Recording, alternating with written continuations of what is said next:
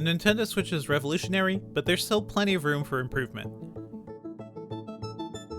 It's unlike any system we've seen before. It's both a powerful portable device and a surprisingly capable home console when connected to your TV.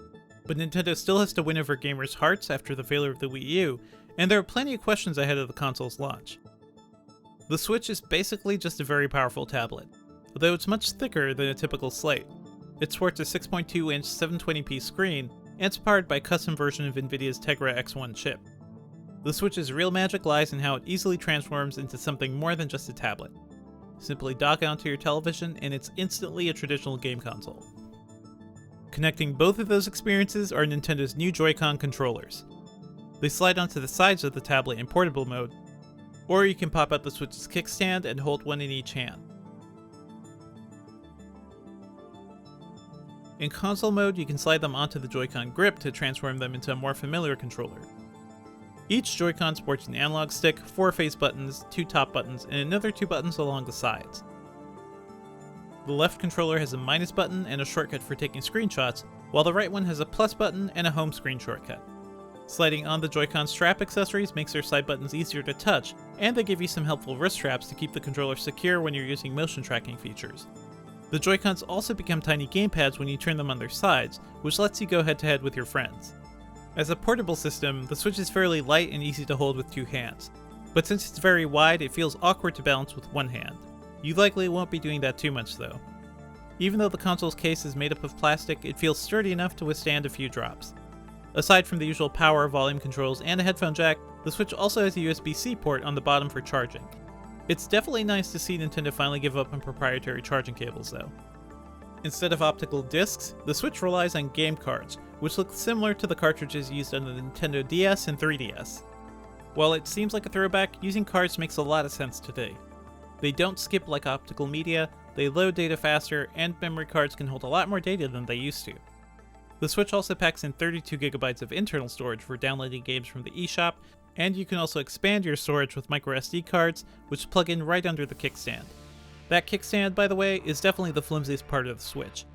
It's a thin piece of plastic and it feels like it'll come off the tablet every time I pull it out. That doesn't bode well for the kids who will be using it. When it comes to portable gaming, the Switch reminds me a lot of the Wii U's gamepad, though it's a lot sleeker instead of feeling like a Fisher-Price toy.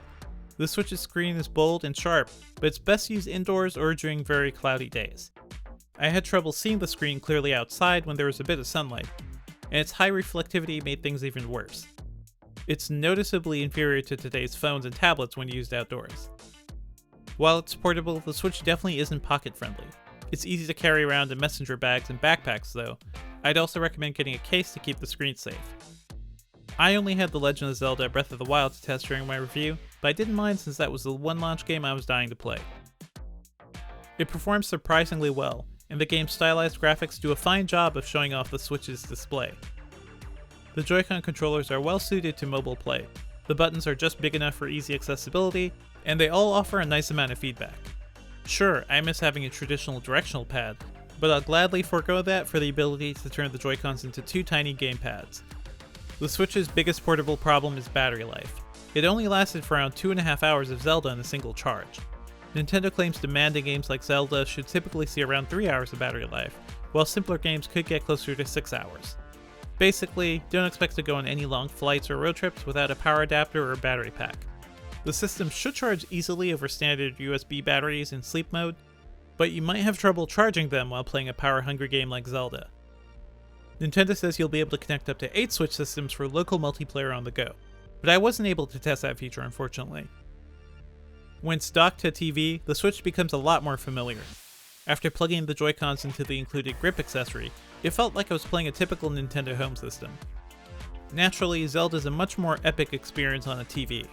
It simply looked great, with long draw distances and great lighting effects. I especially liked the way the clouds and sunlight rolled over the game's expansive environments. The Switch's graphics capabilities aren't really competitive against the PlayStation 4 or Xbox One, but that's not really the market Nintendo is aiming for. Zelda had some performance issues when lots of enemies and action were on the screen, but it wasn't anything game-stopping. I spent hours playing the game with the Joy-Con grip, and while it worked well for the most part, the Joy-Con's smaller buttons were a bit irritating during longer play sessions. Strangely enough, you won't be able to charge the Joy-Cons out of the box without docking them back onto the Switch. Nintendo says the Joy-Cons should last for around 20 hours, but if you want to charge them while playing, you'd have to shell out an additional $30 for the Charge Grip accessory, which adds a micro USB port to the top of the gamepad. That's a baffling decision since it doesn't really cost much to add a simple micro USB connection. Nintendo's Switch Pro controller is a solid alternative for gamers looking for a more typical gamepad. But be ready to shell out $70 for the privilege of using it. It's the only Switch controller with a directional pad, which makes it a decent choice if you're into fighting games. It wasn't long before I started favoring the Pro controller while playing Zelda, though I also noticed some build quality issues. After a couple hours, the right analog stick stopped rotating smoothly, and instead started to feel a bit rough in certain spots. That's the sort of thing that can be covered by warranty, but hopefully it's not a widespread problem. One surprising issue, there's currently no way to get wireless audio from the Switch when it's docked. That's a problem for anyone who needs to game at night and doesn't want to disturb their housemates. Ultimately, I ended up loving the Switch's ability to let me game just about anywhere. But there's still a lot we don't know about the console.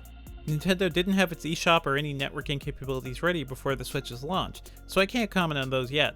And while Nintendo has announced plans to release a unified multiplayer network for the Switch, we still don't know what it'll look like. At this point, all we've heard is that it'll rely on a smartphone and potentially cost between $20 and $30 a year. I also didn't have a chance to fully review newer gaming experiences, like the unique 1-2 Switch minigame collection that will arrive at the system's launch. Clearly, Nintendo was a bit rushed, but it's tough to completely weigh in on the system when it's basically partially unfinished. My big takeaway from the Switch, Nintendo has figured out how to innovate once again. The $300 Switch clearly differentiates itself from the competition, and it does plenty of new things that gamers might appreciate. But Nintendo still has a long way to go to prove that the Switch isn't another Wii U.